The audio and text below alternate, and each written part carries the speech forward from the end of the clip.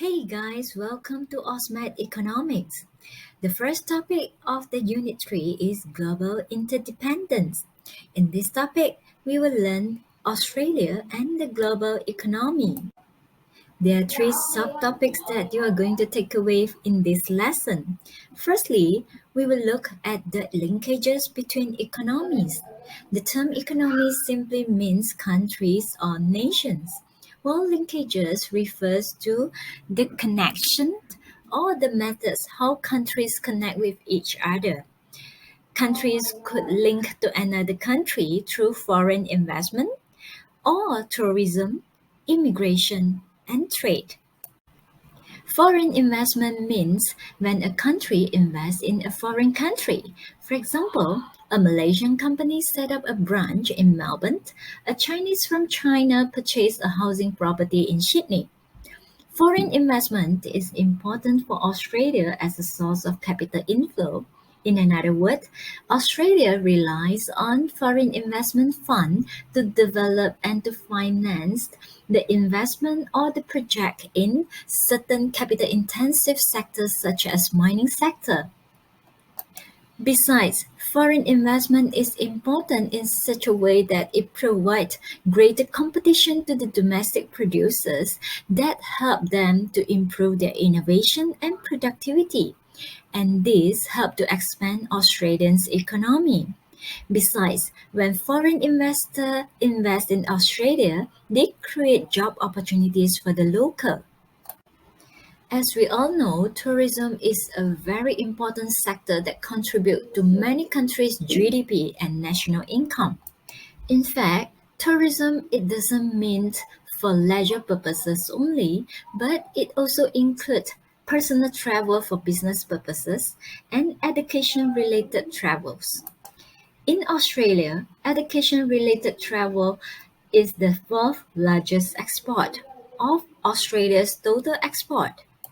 And at the same time, in fact, Australians spend a lot to import tourism services from other countries as well, meaning that Australians visit other countries and this is considered as the import for tourism for Australia. Immigration has been playing a crucial role to Australia's history and economic growth.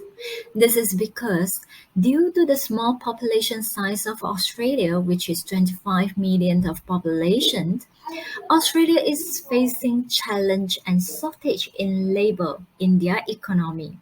In order to fill the labor gap in the economy, Australia always welcomes and encourages foreign workers to join the skilled and unskilled labor force.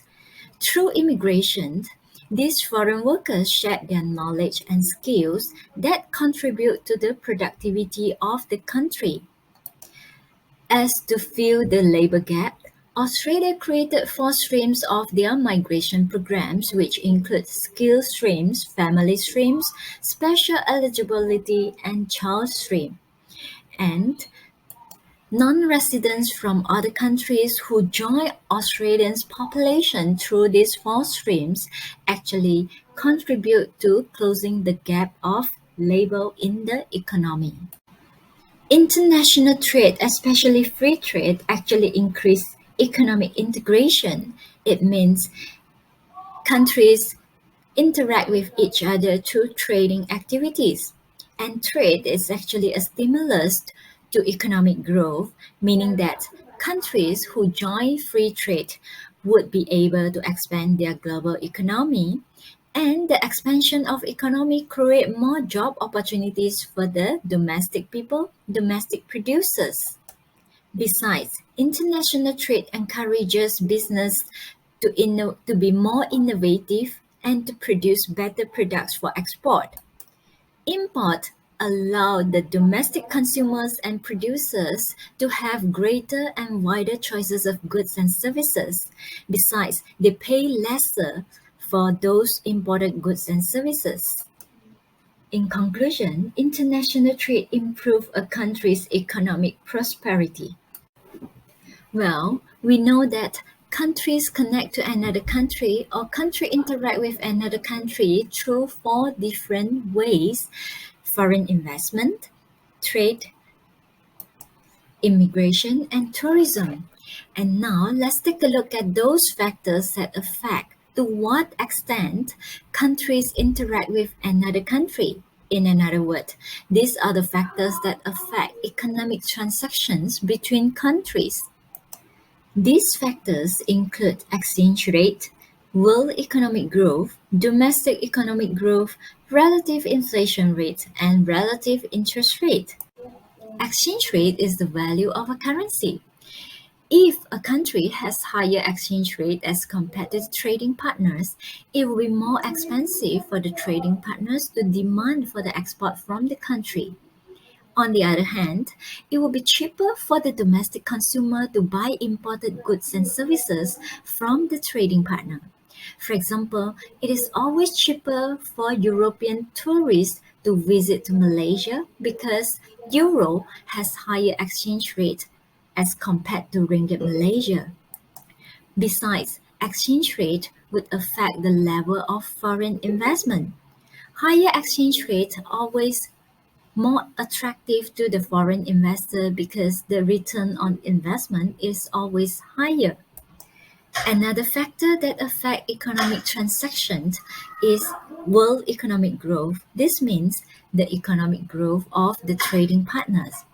When our trading partners' economic growth is strong, meaning that their purchasing power is also strong. Therefore, the demand for our export will be higher. For example, China's fast-growing economy increased export of iron ore from Australia significantly. Next, the domestic economic growth would also affect income level of the people in Australia.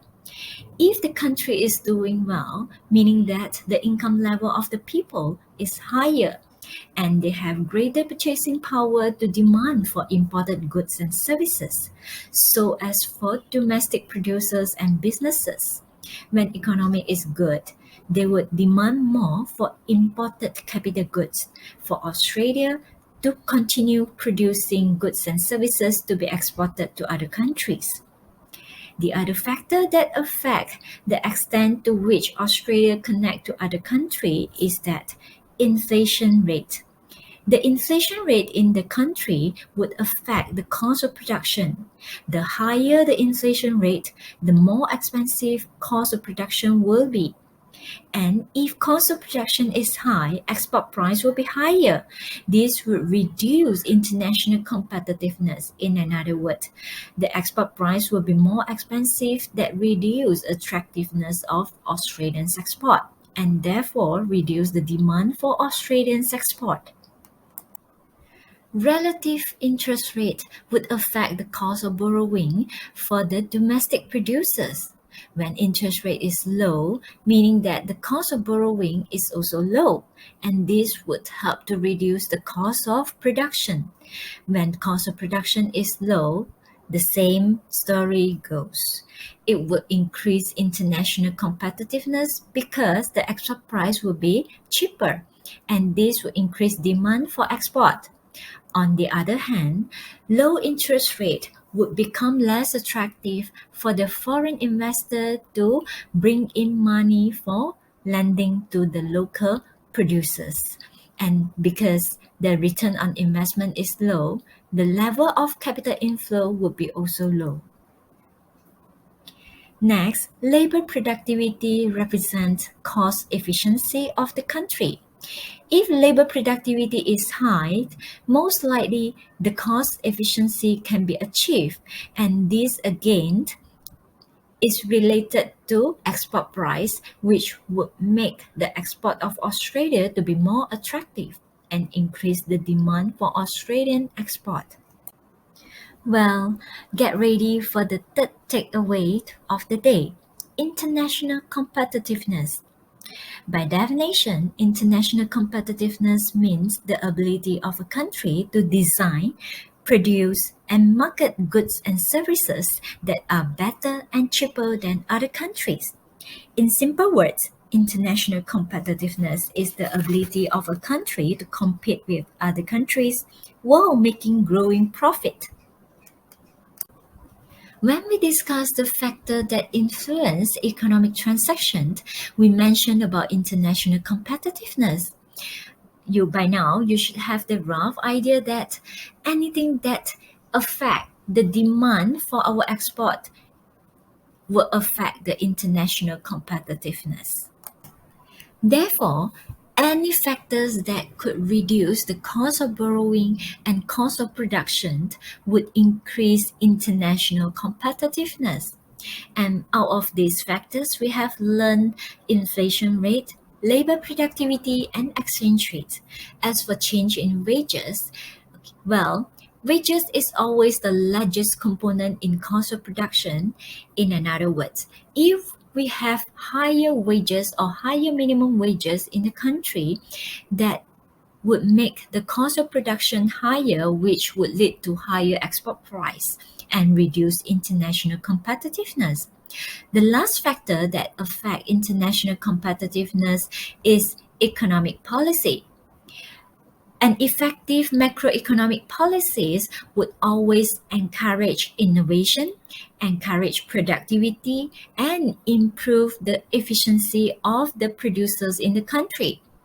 For example, if the supply side policy from the government, like for example, the subsidy given to certain industry is high by the government, so the local producer will be able to reduce the cost of production with those subsidies, and this help to reduce the cost or the price for the export and increase international competitiveness. And if the government's policy encourage healthy competition and prevent monopoly in the country, we are able to improve our labor productivity. At the same time, we are able to improve our innovation for our export, and this will increase the attractiveness or the international competitiveness of our export. Well, that's all for this lesson. Let's recap a little bit what we have covered today and what you need to take away today. First, I hope you still remember we learned about the linkages between economies, meaning that what are the ways or what are the methods that countries connect to another one to form economic integration. Secondly, in subtopic 1.2, we learned about how countries, to which extent they connect to each other. What are the factors that make them to trade more, to import, export more? And finally, we learned what help a country to improve their international competitiveness so that they have greater export or they have greater import or lower import and so on. That's all for this lesson. Thank you so much.